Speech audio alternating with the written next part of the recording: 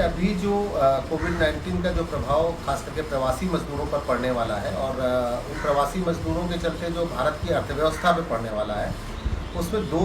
महत्वपूर्ण चीज़ें हम देख सकते हैं। पहला कि जहाँ एक ओर सरकार ये कह रही है कि अर्थव्यवस्था को जहान को चलना चाहिए और जहान चलेगा तभी आगे हम बढ़ पाएंगे, और दूसरी तरफ प्रवासी मज़दूर अपने घरों की ओर वापस जा रहे हैं, तो शायद इंडस्ट्री के लिए वो काम इंडस्ट्रीज फंक्शनल नहीं हो पाएंगी। और जब फंक्शनल नहीं हो पाएंगे तो उसका बड़ा प्रभाव, क्योंकि अभी भी हम देखें तो जीडीपी माइनस में है, जीरो से नीचे की ओर है, तो वो और बुरी हालत में होने वाली है। तो महंगाई बढ़ेगी, लोगों के लिए और संकट बढ़ेंगे और जो असमानता है वो बढ़ने वाली है। एक और दूसरा एक बड़ा कारण जो लेबर लॉज में चेंजेस हो रहे हैं, जैसे उत्तर प्रदेश सरकार ने किया कि 12 घंटे का वर्किंग आवर किया है, लेबर लॉज को सस्पेंड करने की बातचीत की, ऑर्डिनेंस भी शायद आ गया है, आने वाला है। मध्य प्रदेश सरकार ने किया है, कई और सरकारें इस तैयारी में बैठी हुई हैं। तो इसकी वजह से एक बड़ा फ़र्क पड़ेगा कि आज की तारीख में मानिए कि किसी फैक्ट्री के अंदर 100 मज़दूर काम कर रहे थे और 8-8 घंटे की शिफ्ट थी, तो उनको सिर्फ 50 से 60 मज़दूर काम करने के लिए चाहिए, तो बड़े पैमाने पर ले ऑफ भी होगा। तो जो मिडिल क्लास अभी लॉकडाउन के दौरान घर में बैठा है और थोड़ा इकोनॉमिकली सेफ़ है, उसके सामने भी बड़ा संकट आने वाला है कि वो जब वापस जाएगा जो अभी। और बड़े पैमाने पे आप ये भी देख सकते हैं कि खास करके मीडिया के क्षेत्र में, कुछ आईटी सेक्टर में लीव विदाउट पे लोगों को घर बैठा ला गया है, तो उसका पूरा जो जॉब है,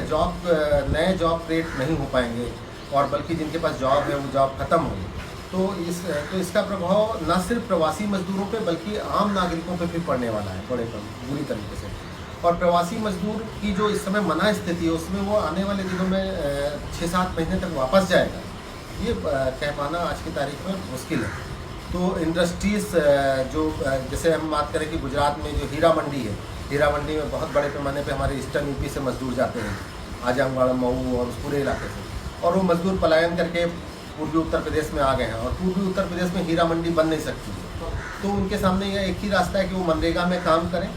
और या वापस जाने की मना स्थिति बनाए, और वापस जाने के लिए कम से कम आज की तारीख में वो तैयार नहीं है। तो मुझे लगता है कि जो आने वाले दिनों में जो अर्थव्यवस्था की स्थिति है वो और ख़राब होगी, और उसका जो हल हो सकता है वो यही कि शायद बड़े पैमाने पे या बेहतर तरीके से हम सार्वजनिक वितरण प्रणाली को सुधारें, जिसमें हर एक को ये इंश्योर करें कि कोई भूख से नहीं मरेगा। दूसरा, खर्च करने के लिए कैपेसिटी हाथ में बढ़े, तो शायद एक तरीका हो सकता है कि नए नोट्स मतलब नई करेंसी छापी जाए और उनको किसी तरीके से उपलब्ध कराई जाए, मतलब किसी तरीके से उपलब्ध कराने के लिए कि जिससे कि अर्थव्यवस्था में नया पैसा आए, नया संचार हो। तो जैसे कई सजेशंस आ रहे हैं लोगों के कि दुनिया के दूसरे मुल्कों में भी ऐसा हो रहा है कि लोगों को कैश सपोर्ट किया रहा है, जैसे अभी सरकारें कर रही हैं 1000 रुपये कोई सरकार कर रही है, उत्तर प्रदेश सरकार 1000 फॉर लेबरर्स कर रही है, दिल्ली गवर्नमेंट 5000 फॉर लेबरर्स कर रही है,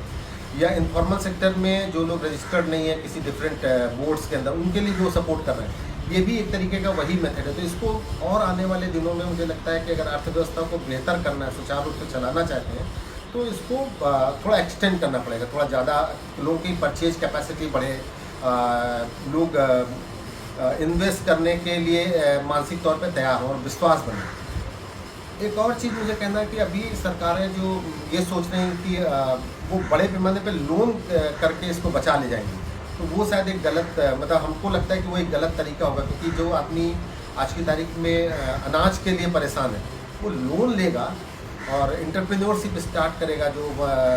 बहुत सारे सरकारें कह रही हैं, ना सिर्फ उत्तर प्रदेश की सरकार बल्कि दूसरे राज्यों की सरकार भी कह रही है कि हम अपने जितने भी मजदूर हमारे यहाँ वापस आ रहे हैं उन सब के लिए रोज़गार सृजन करेंगे, सेल्फ रिलायंट बनाएंगे। तो मुझे लगता है कि उसको ज़्यादा रियलिस्टिक होने की ज़रूरत है अगर हम अर्थव्यवस्था को बचाना चाहते हैं, और अर्थव्यवस्था के साथ साथ अपने नागरिकों को,